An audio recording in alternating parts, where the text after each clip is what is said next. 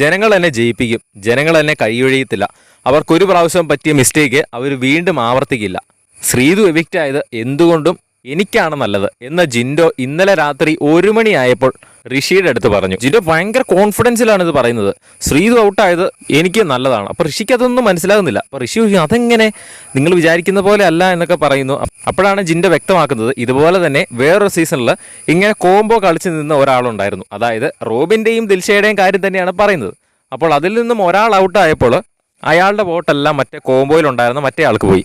അങ്ങനെയാണ് മറ്റേ ആൾ കപ്പടിച്ചത്. അങ്ങനെ കപ്പ അടുപ്പിച്ച് കഴിഞ്ഞപ്പോൾ ജനങ്ങൾക്ക് ഭയങ്കര ഒരു റിഗ്രറ്റ് ആയിപ്പോയി. അയ്യോ, നമ്മളങ്ങനെ ചെയ്യേണ്ടതില്ലായിരുന്നു എന്നുള്ള രീതിയിൽ ജനങ്ങൾ ചിന്തിക്കാൻ തുടങ്ങി എന്ന കാര്യമാണ് ജിൻഡോ അവിടെ പറഞ്ഞത്. അതുകൊണ്ട് തന്നെ അന്ന് പറ്റിയ തെറ്റ് ഇനി ഈ സീസൺ 6 വീണ്ടും ആവർത്തിക്കില്ല എന്നാണ് ജിൻഡോ അവിടെ വ്യക്തമാക്കിയത്. അതുകൊണ്ട് തന്നെ ശ്രീതുവിൻ്റെ വോട്ടുകൾ അർഹതപ്പെട്ട ആൾക്ക് തന്നെ പോകും എന്നാണ് ജിൻഡോ പറഞ്ഞത്. അതായത് ജിൻഡോയ്ക്ക് തന്നെ ലഭിക്കുമെന്നാണ് ജിൻഡോ ചുരുക്കത്തിൽ പറഞ്ഞത്.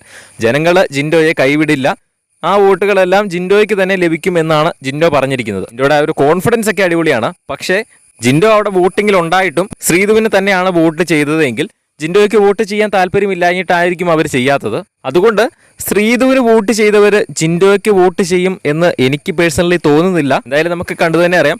എന്തായാലും ശ്രീതുവിൻ്റെ വോട്ട് ലഭിച്ചില്ല എങ്കിൽ പോലും ജിൻഡോ തന്നെയാണ് ഇപ്പോൾ 1ാം സ്ഥാനത്ത് നിൽക്കുന്നത് വോട്ടിങ്ങിൽ. അതുകൊണ്ട് വലിയ രീതിയിലുള്ള കുഴപ്പങ്ങളൊന്നും ജിൻഡോയ്ക്കില്ല. എന്തായാലും നമുക്ക് കണ്ടു തന്നെ അറിയാം. ബിഗ് ബോസിൻ്റെ കൂടുതൽ ലൈവ് അപ്ഡേറ്റ്സിനായിട്ട് ചാനൽ സബ്സ്ക്രൈബ് ചെയ്യുക.